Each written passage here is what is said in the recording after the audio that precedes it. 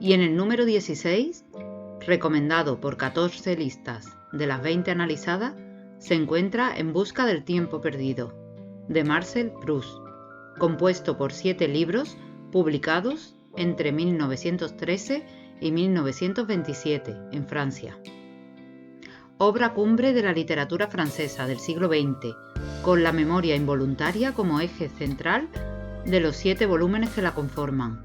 7 volúmenes que se fueron publicando a lo largo de 14 años, 3 de ellos de forma póstuma. La novela, además de ser extensa, se caracteriza por el uso de frases extremadamente largas, llenas de aclaraciones, de matices, metáforas y símiles. Su lectura te hace quedar sin aliento, algo especialmente reseñable al tener en cuenta que Proust era asmático. Esos recuerdos involuntarios, relatados a modo de destellos, que van apareciendo de forma involuntaria en la memoria de un joven escritor francés de comienzo del siglo XX, evocados tras una percepción, olores, sabores o imágenes. Recuerdos que el protagonista podía suponer olvidados, pero ahí estaban. Con estos recuerdos, Proust aprovecha para profundizar en algunos temas que le resultan de especial interés. Uno de ellos es la homosexualidad, y es que Proust nunca se atrevió a confesar la suya propia. Por lo tanto, aborda la homosexualidad desde la perspectiva de un narrador heterosexual, hablando de ella. Otro de los temas centrales es la vida de la clase alta parisina. Y por último, la búsqueda de la propia identidad y el modo de recobrar el tiempo perdido. La obra, sin ser una biografía del autor, sí que posee un alto contenido autobiográfico, con la mayoría de los personajes inspirados en la propia familia de Proust, en sus amigos y conocidos. Una obra ambientada en la Tercera República Francesa, en plena Belle Époque, recorriendo todo el movimiento aristocrático desde la recuperación de la derrota en la guerra austro-prusiana hasta volver a entrar y superar la Primera Guerra Mundial. Es una obra extremadamente larga, con 2.744 páginas, superando en longitud no solo al Quijote, con 1.040 páginas, sino también al Ulises de James Joyce, a Ana Karenina, a Guerra y Paz, a los hermanos Karamazov y hasta a Los Miserables. Aunque hay que decir en su favor que esta longitud queda fraccionada en los 7 libros, con una longitud accesible cada uno de ellos. Marcel Proust hace referencias directas o indirectas a muchas obras clásicas y de la época, como la Ilíada y la Odisea de Homero, la Eneida de Virgilio, Don Quijote de la Mancha de Cervantes, la Divina Comedia de Dante, Los Miserables y Notre Dame de París de Víctor Hugo, El Paraíso Perdido de John Milton, las Elegías de Tíbulo, las Cartas Persas de Montesquieu, pero especialmente hace referencia a Las Mil y una Noches como referente del modo en que las narraciones pueden atrapar en un mundo de sueños, deseos y fantasía, trascendiendo las limitaciones del tiempo. La narración como una forma de escapar del tiempo y la muerte. Si ya has leído estas obras, la lectura de En busca del tiempo perdido te resultará más plena. Al igual que para leer el Ulises de James Joyce recomendé leer previamente la Odisea de Homero, en el caso de En busca del tiempo perdido sería recomendable haber leído Las Mil y una Noches. Claro que con ello le sumamos a las 2.700 páginas de la obra de Marcel las 4.000 de Las Mil y una Noches. Vamos a ir haciendo una trayectoria por todo ese tiempo perdido con el resumen de cada uno de los 7 volúmenes de la obra. Libro número 1, Por el camino de Swann, publicado en 1913. Un hombre común despierta y al desayunar remoja una magdalena en su café. Eso desata su memoria volviendo a la niñez y sus visitas al campo en verano. El tiempo empieza a jugar por medio de transportaciones y el exquisito lenguaje y descripciones que lleva al lector a transportarse a aquellos campos junto al narrador. Libro dividido en 3 partes. Primera parte, Combray. Comienza con los esfuerzos que ha de hacer el protagonista para coger el sueño. Primera parte compuesta por los recuerdos de la infancia del autor, en la localidad donde veraneaba con su familia, e incidiendo de un modo iterativo en la relación estrecha con su madre y la obsesión por tenerla junto a él. En especial recuerda el beso de buenas noches como una necesidad imperiosa y del cual se veía desprovisto cuando recibía la visita del señor Swann. Esa ciudad que Proust nombra como Combray en realidad está inspirada en la obra en Illiers, donde el mismo Marcel Proust veraneaba de niño con su familia paterna, que en la actualidad ha cambiado su nombre a Illiers-Combray, en homenaje al escritor, y en Auteuil, donde veraneaba con la familia materna. En Combray se encontraba la casa de la prima hermana de la abuela del narrador, la tía Leonie, y al salir de la casa se podían tomar dos caminos para pasear. El camino corto que iba a la finca de los Swann, de origen judío, y el camino largo siguiendo el curso del río Vivonne, hasta el palacio de Guermantes. También hace referencia en sus recuerdos a Françoise, la criada de la tía Leonie, que más adelante, a la muerte de su señora, se traslada a París para servir a la familia de Marcel, jugando un papel fundamental en el inicio de su adolescencia. Segunda parte, un amor de Swann. El autor abandona sus propios recuerdos para centrarse en el señor Charles Swann, un conocido de su familia, y nos detalla la relación de este con Odette de Crécy.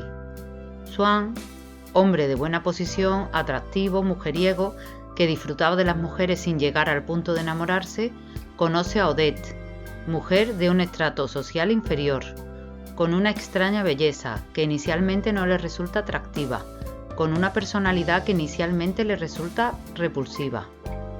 Pero escuchando una pieza musical en las tertulias que solía frecuentar en casa de la familia Verdurin, tiene un punto de inflexión en su atracción hacia Odette, atracción que llega a la obsesión, una lucha por los celos que le propicia la dudosa moralidad de Odette, una obsesión por la posesión de su amor que, una vez conseguido, le lleva a la pérdida de interés.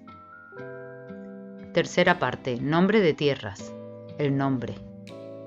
Una tercera parte muy breve que sirve de puente hacia el segundo libro. El protagonista vuelve a sus recuerdos, pero ahora ya en el ocaso de su infancia y ubicados en París, donde rememora a Gilberte en los Campos Elíseos y el amor que empezaba a gestarse en él hacia ella. Este primer libro tuvo que ser financiado por el propio Proust, ante el poco interés de las editoriales, pero su estrepitoso éxito hizo que el siguiente fuera publicado de inmediato por Gallimard, quienes habían rechazado rotundamente el primero.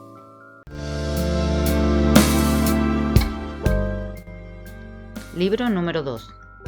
A la sombra de las muchachas en flor, publicado en 1919.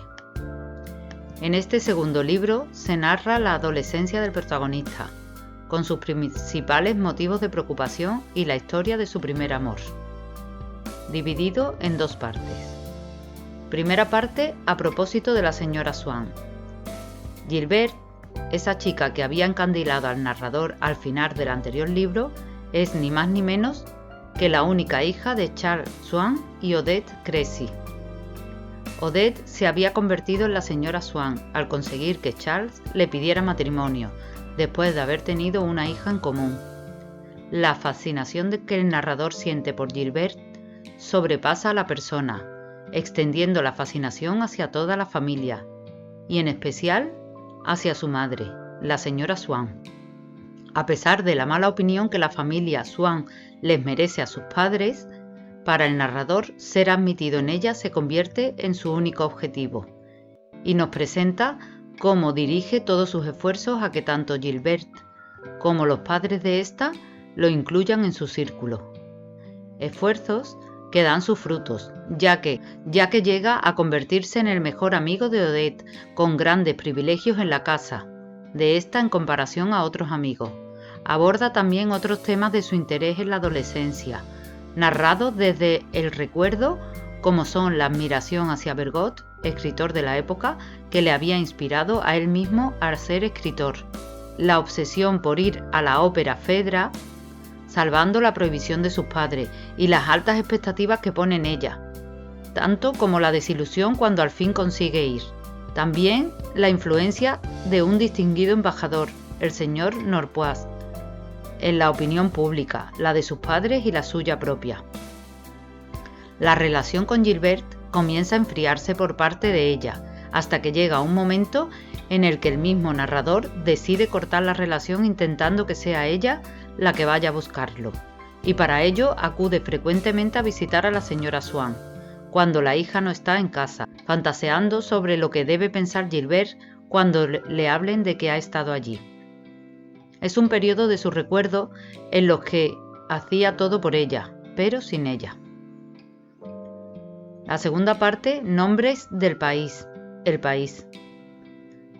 Aún en la adolescencia, pero con un salto en el tiempo, los recuerdos del narrador se remontan al viaje que por motivos de salud, más bien de desamor, realiza con su abuela al imaginario balneario de Balbec. La despedida y la angustia por separarse de su madre. Recuerda ligeramente a aquella obsesión por el beso de buenas noches que su madre le daba al acostarse en la infancia. Balbec está inspirado en Cabourg, balneario al que durante 8 años acudió Proust cada verano hasta el inicio de la Primera Guerra Mundial. Se centra en los encuentros del narrador con la marquesa Villeparisis, amiga de su abuela, y con su sobrino Robert de Saint-Loup. También con el barón de Charlus y con Bloch, personajes que cobran importancia en las siguientes partes de la novela. Al igual que en el primer libro, se centra en el arte en forma de música y se deleita en las descripciones de aquello que transmite. En este segundo libro, el arte se materializa de mayor forma en las obras de Elstir, pintor que conoce y hace amistad en Balbec y que de algún modo está conectado con su infancia, al haber frecuentado las tertulias en casa de los Verdurin y haber dibujado a Odette de Crécy antes de ser la señora Swann. En Balbec, el narrador conoce a las muchachas en flor, un grupo de amigas que pasean por la arena, y entre todas ellas manifiesta mayor interés por una en concreto, Albertine Simonet, y por la que siente un deseo jamás antes sentido. No solo conoce a Albertine, sino que ésta le sirve de entrada al grupo de muchachas entre las que se encuentra André Rosemont y Giselle, con la que pasaba unas deliciosas jornadas, encuentros por los que está dispuesto a renunciar al resto de compromisos que anteriormente ocupaban sus días. En el detalle de esas jornadas se va desarrollando la última parte de este segundo libro, hasta que el verano se va marchando y el resto de los personajes con él, dando por clausurada la temporada de playa de ese año. Libro número 3. El mundo de Guermantes, publicado en 1922. Dividido en 2 partes. Primera parte comienza en el exclusivo barrio de Saint-Germain de París, donde el narrador se muda con su familia y del que es dueño el duque de Guermantes. Esa mudanza despierta en el protagonista una nueva obsesión, en esta ocasión dirigida hacia Oriane, la duquesa de Guermantes, y se pone repetidamente en ridículo haciéndose el encontradizo con ella, hasta que llega un momento en el que piensa que quizás pueda acercarse más a ella a través de su buen amigo Saint-Loup, que es a su vez sobrino de la duquesa, por lo que se traslada hasta Doncières, donde está el cuartel de su amigo, y allí pasa unas semanas. De nuevo en París, conoce a la novia de su amigo, con la que éste mantiene una tormentosa relación de celos, y para espanto del protagonista, reconoce en ella a Rachel, una de las prostitutas que había conocido tiempo atrás en un burdel. A través de la tía de su amigo Robert, la señora de Villeparisis, consigue entrar en el círculo de los Guermantes y conocer de cerca a su idolatrada duquesa, lo que le lleva una vez más al desencantamiento de aquello que había idealizado.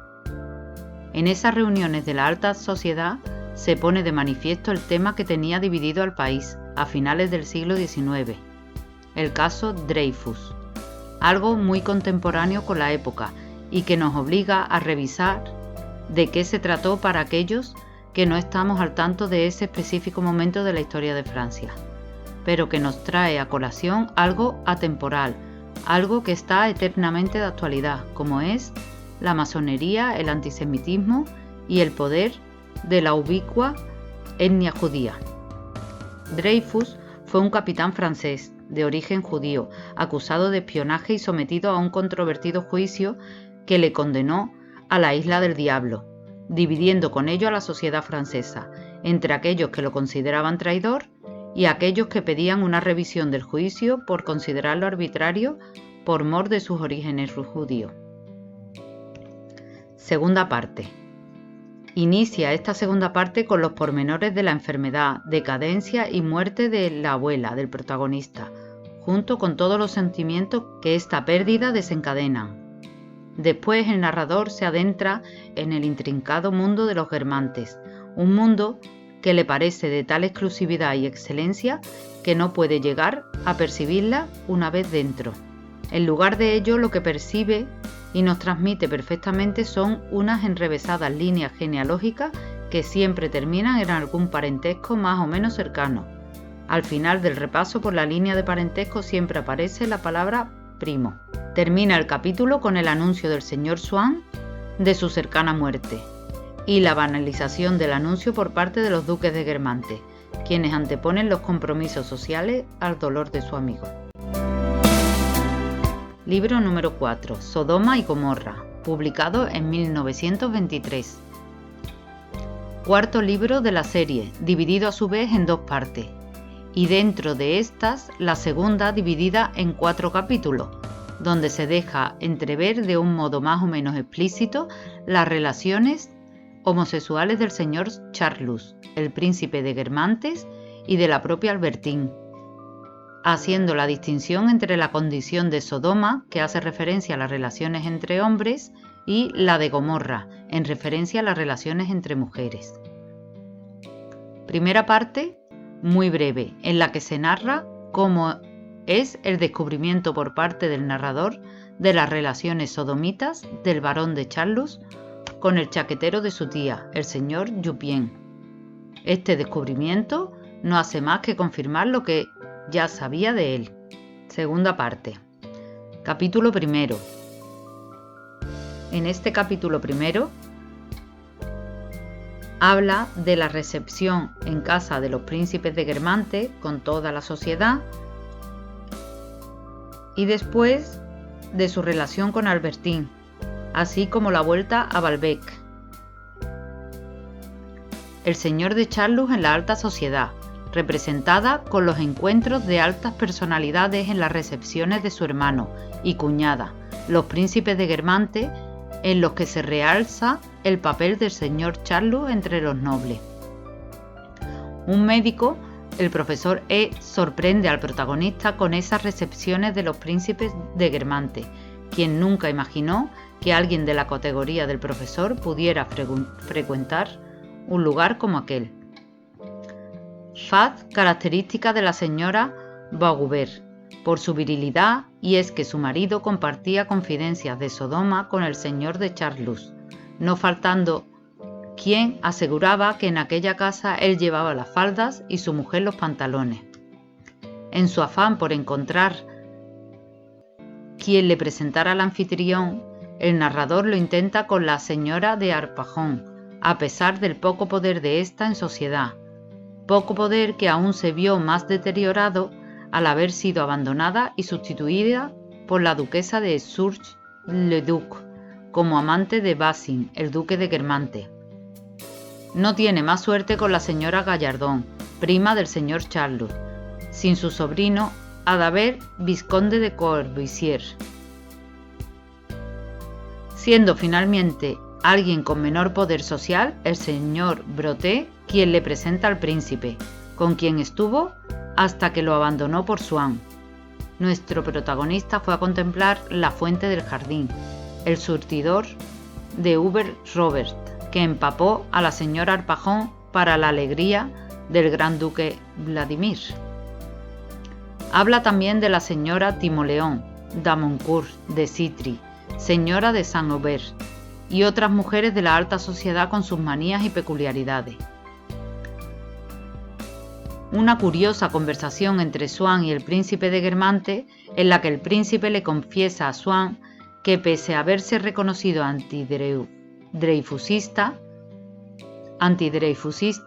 a estas alturas del caso comenzaba a tener sus dudas y a inclinarse hacia el dreyfusismo. Por ello se lanzó al moribundo. Swann nada más lo vio llegar y tenía tanto interés en hablar con él.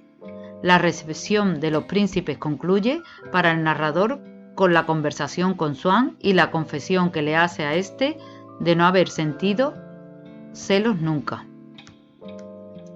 Albertine al teléfono. El deseo de volver a casa para el esperado encuentro con Albertine se ha acrecentado conforme llega la hora, y al no encontrarla donde esperaba, le hace buscar alternativas que pasan por desconectar el teléfono para dejar la línea libre esperando su llamada, algo que al final llega y consigue convencerla para que acuda a la cita. Visitas en espera de mi segunda y última estancia en Baalbek. Llegada a Baalbek. Volver a Baalbek es revivir el recuerdo de su abuela, tomar conciencia de la muerte de ésta, descubrir la enfermedad que ya existía y que no pudo ver en su momento, revivir cada momento de ausencia. Celos de Albertine. El ansia por el deseo por Albertine era fluctuante, pero los sentimientos de celos, aquello que nunca antes creía haber sentido, hacía renacer el deseo y aplacaban las intermitencias del corazón. Entre aquellos celos, el narrador nombra el temor a que su amante se encuentre con la doncella de la señora Putbus, alguien que había sido objeto de su propio deseo al tener conocimiento de su carácter libertino. Capítulo 2. Los misterios de Albertine, quien aparece y desaparece, con misteriosas excusas y en ocasiones sin ni siquiera excusa, mientras el narrador intenta que estos misterios no lo distraigan de la tarea por recordar a su abuela. Las muchachas que ésta ve en el espejo y las reuniones de mujeres en las que el narrador no quiere ver vicio, hasta que escucha el comentario de Cottard, asegurando que no dejaría ir a su hija a una reunión así. A partir de ahí, la imagen de Albertine bailando con André un vals y sus pechos rozándose no se aparta de su mente. El narrador recuerda la escena que contempló anteriormente en Baalbek, en la que Mademoiselle Bintuil y su amiga se reflejaban en el espejo. Ese espejo mostraba lo que no se veía abiertamente, la relación secreta, una verdad oculta. También la hermana de Bloch y su prima se encuentran inmersas en ese mundo de Gomorra. La señora desconocida, el narrador observa desde la ventana a una mujer joven, que él no reconoce al principio. Más adelante se da cuenta que es Albertine. La escena se envuelve en un halo de misterios y secretos que nos adentran en los aspectos ocultos de sus vidas y la dificultad para conocer realmente a las personas. La señora Cambremer, dueña de la casa arrendada por los Verdurin en Baalbek, donde hacen las recepciones con los fieles, entre los que incluyen a los Cambremer, aprovechando su calidad de propietarios. Los placeres del señor Nissim Bernard, tío abuelo de Bloch, pretencioso y vanidoso, que no puede reprimir su deseo de presumir ante los demás a base de mentiras. Es también otro de los conocedores del mundo de Sodoma. Mantiene relaciones con un joven de rasgos peculiares, de cabeza de tomate. Este tiene un hermano gemelo que solo responde a deseos femeninos, lo que le propicia un encuentro conflictivo con el señor Nissim, que le confunde con su hermano. A partir de ese día, el señor Nissim no quiere ni oír hablar de tomates. Primer esbozo del extraño carácter de Morel. Encantador, carismático a la vez que egoísta, manipulador y peligroso, con una ambigüedad sexual que no duda en utilizar a su favor. El señor de Charlus cena en casa de los Verdurin y comienza a formar parte del grupo habitual mientras la señora Verdurin se comporta de un modo cómplice, propiciando los encuentros de Charlus con Morel. Capítulo 3. Tristezas del señor de Charlus. Basadas en las dudas sobre otras relaciones de su enamorado, le llevan a inventar su duelo ficticio para salvar el honor de Morel, con el que consigue retener a su enamorado cerca. Las estaciones del transatlántico hace referencia a los viajes en tren que acercaba a todos los fieles a casa de los Verdurin. En Le Raspelier, tren a modo de transatlántico, va deteniéndose en distintos puntos, paradas en las que el narrador temía apartarse de Albertine por si ella intimaba con alguna otra persona que no fuera él.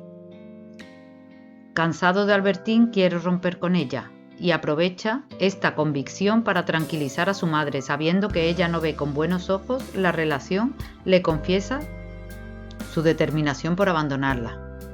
Capítulo 4. Brusco cambio para con Albertine, cuando ésta le habla de su estrecha amistad con la señorita Vinteuil, que reaviva las sospechas de Gomorra y reavivan el deseo de control, la necesidad de vigilarla muy de cerca. Desolación a la salida del sol, cuando se ve la obligación de confesar a su madre que finalmente sigue con Albertine y quiere casarse con ella. Parto inmediatamente con Albertine para París como única opción para apartarla de los vicios en los que puede sucumbir en Balbec.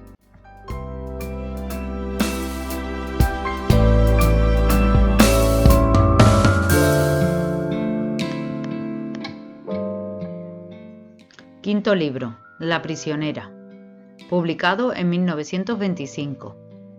El tener a Albertine en su casa de París no calma las dudas de fidelidad de su amado, ni tampoco la preocupación por la posibilidad de relaciones con otras mujeres.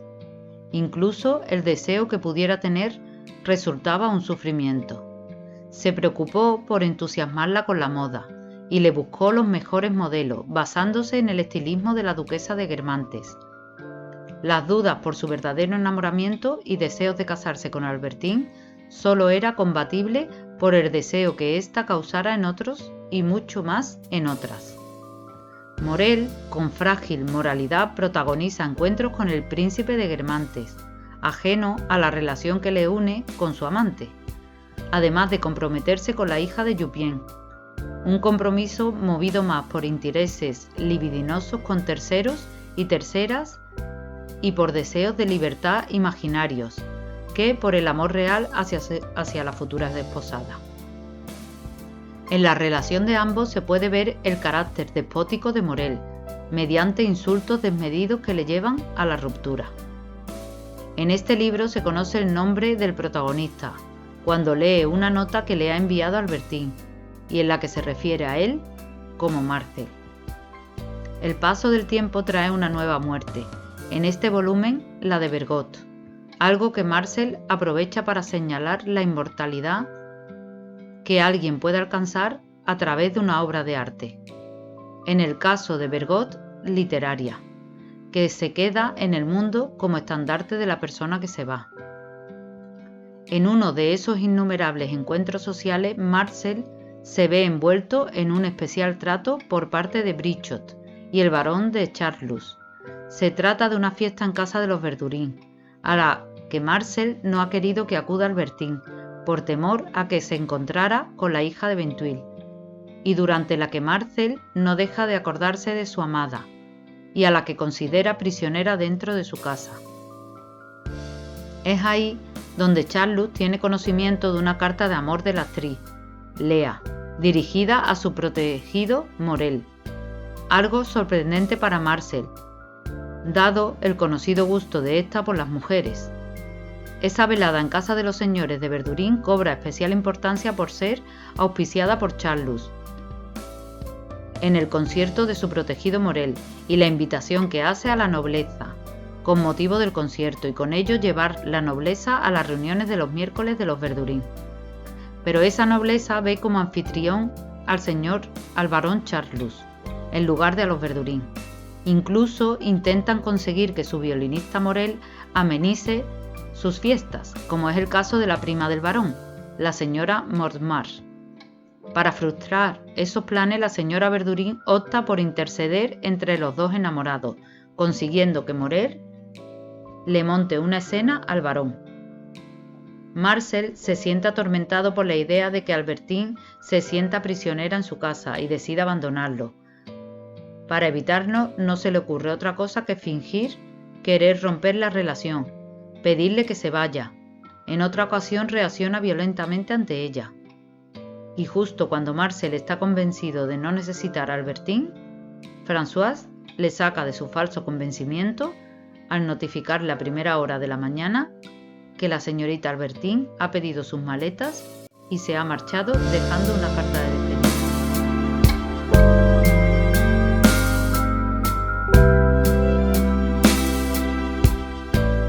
Libro número 6, La fugitiva, publicado en 1927. Dividido en 4 capítulos.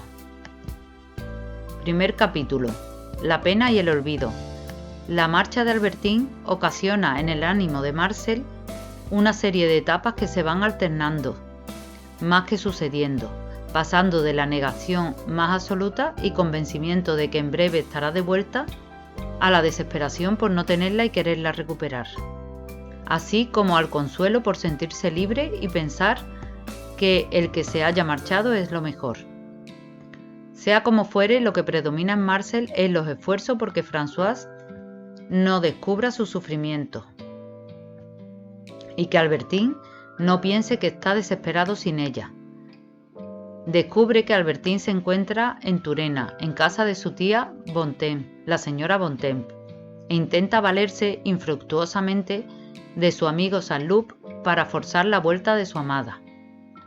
En el periódico anuncian el fallecimiento de la Berma, aquella actriz que tanto anhelo producía en el Marcel niño y que inevitablemente se había llevado en el continuo fluir del tiempo, dejando tras ella las pasiones y recuerdos que habían dejado sus representaciones, del mismo modo que Bergot dejó sus obras literarias al marchar al otro mundo. Cuando ya se decide por suplicar a Albertine que vuelva, la respuesta que obtiene es la noticia de su muerte, en un accidente con el caballo, para después recibir una carta que la misma Albertine había escrito antes de morir y en la que le suplicaba que le permitiera volver. La muerte de Albertine, lejos de aplacar los celos y las sospechas de sus relaciones lésbicas en Marcel, las mantiene más vivas que nunca, y sin la capacidad de consuelo por parte de la que creía culpable. Marcel le paga a Aimé, el jefe de cocina del Hotel de Balbec, para que vaya a investigar y con ello recibe la temida confirmación de sus sospechas, con los detalles de las relaciones que Albertine tuvo con mujeres en Balbec, antes de estar con él, y también en Turena, después de dejarlo. La mínima esperanza que Marcel mantenía de pensar que quizás Aimé hubiera mentido se desvanece con los testimonios de André, la mejor amiga de Albertine, los cuales iban en la misma línea de lo descubierto por Aimé. Este primer capítulo ocupa la mitad de este sexto libro. El capítulo segundo, la señorita Forcheville. Aunque inicialmente no la reconoció, pronto supo Marcel que la ahora señorita Forcheville era su antigua amiga Gilberte, hija de Swann, la cual había entrado en la familia Guermantes a través de su adopción por el nuevo marido de su madre, el señor Forcheville. Al inicio del capítulo se sabe, por una referencia secundaria, que tanto el padre como la madre de Marcel siguen viviendo, y también que sale publicado por primera vez un artículo del narrador en el periódico Le Figaro. Con su nuevo nombre, Gilberte es finalmente aceptada en casa de los duques de Guermantes, y es allí donde se reencuentra con Marcel. Coincide este momento con un renacer de Elstir, que se pone de moda, y Orián saca aquellas láminas que tenía escondidas para exponerlas en el salón principal. Y llegados al momento en que las pasiones de los celos se iban enfriando, Marcel pudo tener un mayor conocimiento de los vicios de Albertine.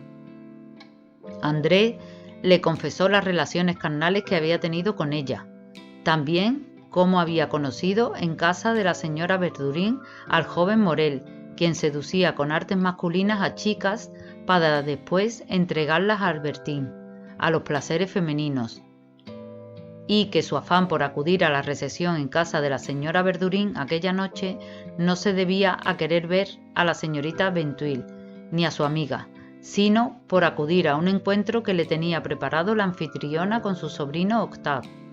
el joven deportivo del golf, a modo de preencuentro matrimonial. Con los años, este mismo termina prometiéndose y casándose con André. Capítulo 3. Estancia en Venecia. El narrador lleva a cabo en este capítulo ese viaje a Venecia con el que tanto soñaba mientras se lamentaba de no poderlo hacer por estar con Albertine. El viaje lo hace con su madre, y en su lectura recuerda a aquel viaje de niño a Baalbek. Incluso a él mismo le hace rememorar a su abuela. Allí en Italia están, junto a la señora Sacerat y Marcel, se encuentra con una pareja de ancianos que para su sorpresa son la marquesa de Villeparisis y el señor Norpois. La señora Sacerat, que no conocía a la marquesa, se llevó una gran decepción al conocerla y ver que una señora tan vieja y colorada había sido quien había enamorado locamente a su padre, arruinando con ello a toda la familia. Marcel recibe un telegrama de Albertine, en el que le dice que no está muerta y que quiere hablarle de matrimonio. Un telegrama con el que termina de convencerse de que ya no la quiere, que el olvido había terminado de borrar todo rastro de pasión, deseo, celos y por supuesto amor. Justo en el tren, al regresar de Venecia, abre una carta de Gilbert, en la que le anuncia su próximo matrimonio, con su amigo Robert Saint-Loup. Al leer esta carta, entiende que el telegrama de varios días atrás había sido errado por el telegrafista, y que la verdadera emitente no había sido Albertine, sino Gilbert. Capítulo 4. Nueva faceta de Robert de Saint-Loup. Marcel supo que el matrimonio entre Gilbert y su amigo había sido orquestado por la madre de este, guiada por la tremenda fortuna que ella poseía. Para ello había tenido que usar distintas estrategias para que no se decidiera por el duque de Châtellerault ni el príncipe de Silistria, que habían pedido también su mano con el mismo interés económico que ella. Para casarse con Gilbert, Saint-Loup había renunciado a la anterior opción, que era la de casarse con la hija del duque de Luxemburgo, la señorita de Entranx, ya que ésta tenía una menor fortuna. No era ese el único matrimonio de conveniencia en el que la aristocracia se unió a la burguesía, los primeros aportando el nombre y los segundos el dinero. La madre de Marcel recibe a su vez una carta anunciándole la boda del joven hijo de los duques Cambremer, sobrino de Legrandin, con la sobrina de Jupien, la cual había sido adoptada por el señor Charlus y le había dado un título de la familia Guermantes, la señorita Doloron. Según tienen conocimiento Marcel y su madre, este segundo matrimonio había sido auspiciado por la princesa de Parma, aunque el matrimonio es breve por las fiebres tifoideas que llevan a la muerte unas semanas después de la boda a la desposada María Antonia Doloron, marquesa de Cambremer, a su fallecimiento. Lo más destacado de su muerte resulta ser la larga ristra de títulos nobiliarios que aparecen en su esquela fúnebre, por haber pasado a ser familiares directos consecuencia de su matrimonio, al título de la adopción e incluso de forma indirecta por la relación de su tío con Odette Swann, ahora Forcheville, de la que era primo hermano. Gilbert, señorita de Swann convertida en señorita de Forcheville y de ahí a marquesa de Saint-Loup y más tarde en duquesa de Guermantes, comienza su andadura en la aristocracia en la casa de su abuelo paterno, en Tansonville, acogiendo a la alta aristocracia y tratando a sus familiares paternos con extrema discreción, aunque pronto pasa a despreciar a toda esa aristocracia, al mismo tiempo que se va descubriendo el gusto por Sodoma de su marido, gusto que encubre con una aparente tendencia mujeriega.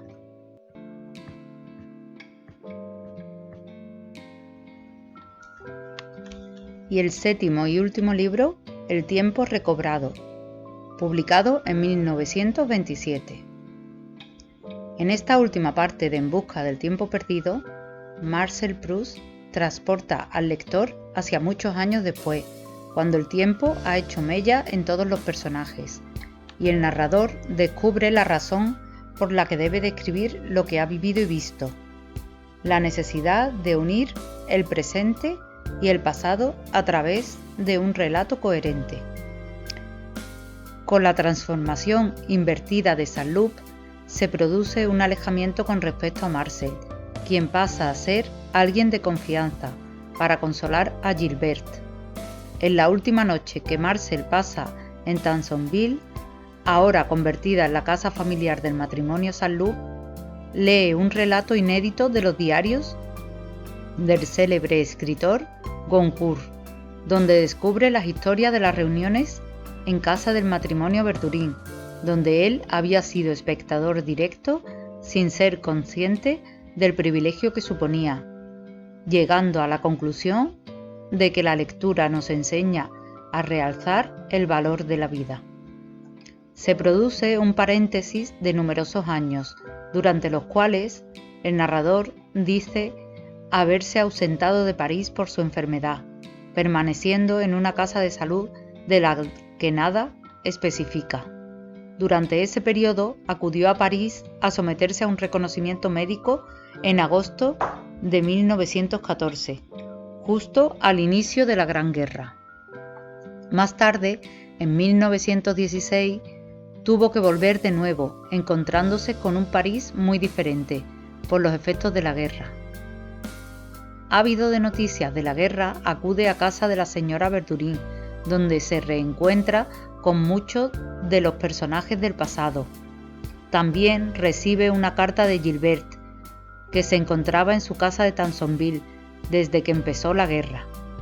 Terminada la Belle Époque y con el caso Dreyfus resuelto, ahora las conversaciones giran en torno a la Gran Guerra, los culpables, las alianzas, los desenlaces posibles. El paso del tiempo ha ocasionado otras pérdidas, como son las de Cottard y el señor Verdurin. En esta visita a París también descubre el narrador por casualidad el nuevo negocio de Jupien, que no es más que un burdel de hombres, donde Charlus acude para ser encadenado y flagelado en la habitación 43 por jóvenes que guardan cierta semejanza física con Morel. Allí puede ver muchos invertidos, como un diputado de Acción Liberal, al Gran Duque de Rusia, al Vizconde de Corbusier, a un sacerdote, e incluso se entera de cómo su amigo Saint-Loup ha estado allí y había perdido la cruz de guerra. Marcel retrasa su regreso a la casa de salud por la aflicción que 2 días después le supone la noticia del fallecimiento de su amigo Saint-Loup en el campo de honor. Cuando por fin vuelve a la nueva casa de salud, Marcel pasa allí muchos años, para salir, al igual que del anterior, sin curarse. A su vuelta, acude a una recepción en casa del príncipe de Guermantes, donde se reencuentra con el barón de Charlus, Jupien y otros que el tiempo aún no se ha llevado. El volver a ese ambiente le trae 1000 sensaciones a la memoria, sensaciones asociadas a recuerdos, y reflexiona sobre el arte, describiendo la obra de arte como el único medio de recuperar el tiempo perdido. Y la determinación de empezar, lo que le lleva a la determinación de empezar a escribir su obra. En aquella recepción reconoce al duque de Fezensac, tras una máscara de vejez con arrugas y encrespamiento del cabello, y es ahí donde comienza a hacer un recorrido por los efectos que los años hacen en las distintas personas. Por ejemplo, en el joven duque de Chatellerault, que un día conoció en casa de la señora Villeparisis, convertido en un ancianito de bigotes plateados. En el señor Argencourt, con barba de inverosímil blancura que ya no imponía ningún respeto, con un parecido que llevaba a la confusión de Gilbert con su madre, con una señora de Arpajón totalmente cambiada, haciéndola irreconocible, y una disminución de tamaño en la princesa de Nassau, así como un rejuvenecimiento en algunos, como el señor de Courgivox, la vizcondesa de Saint-Fiacre o la mismísima duquesa de Guermantes. Al escuchar al señor Le Tourville, autodenominándose joven amigo suyo, como hacía él de joven al hablar a otros de mayor edad, y después, ante la sorpresa generalizada por su pregunta de si se referían al padre o al hijo cuando hablaban de Bloch, sorpresa debida a que el padre ya estaba muerto y a que el hijo ya tenía edad de sobra para ser padre. Marcel cae en la cuenta de su propio envejecimiento y del camino que recorría, al igual que habían recorrido otros muchos conocidos que ya no se encontraban entre los vivos, como el señor Brotet, Forestel, Swann, Bloch padre, el señor Verdurin, la princesa de Guermantes y otros sobre los que existen dudas de si viven o ya murieron, como ocurre con la marquesa o la duquesa de Arpanjón. Hacen durante la recepción una breve referencia a la gripe española que tantas muertes ocasionó tras la Primera Guerra Mundial. También se nos da a conocer durante la recepción los nuevos enlaces que se han producido en la alta sociedad. La antigua señora Verdurin, convertida en princesa al casarse con el príncipe de Guermantes, y antes de esto ya había sido duquesa al casarse con el duque de Duras, quien la convirtió en prima del príncipe y falleció a los 2 años de matrimonio. La nueva amante del duque de Guermantes, para espanto de la duquesa, es la señora Forcheville, antes señora de Swann. Otro de los efectos del tiempo son el cambio de posición social, que había convertido a la casquivana Rachel en gran actriz, capaz de hacer sombra a la mismísima Berma. Consciente de su edad y a modo de rechazo a este envejecimiento, Marcel le pide a Gilbert que le presente muchachas jóvenes, y ésta, para su sorpresa, le presenta a su propia hija, la hija de su amiga de la infancia y de su amigo de la adolescencia, la señorita de Saint-Loup, confluyendo en ella las dos partes de su infancia, por parte de madre la parte de Swann y por parte de padre de la de Guermantes. Marcel ve en ella un reflejo de su propia juventud, henchida de esperanzas y con todos aquellos años que él ya había perdido.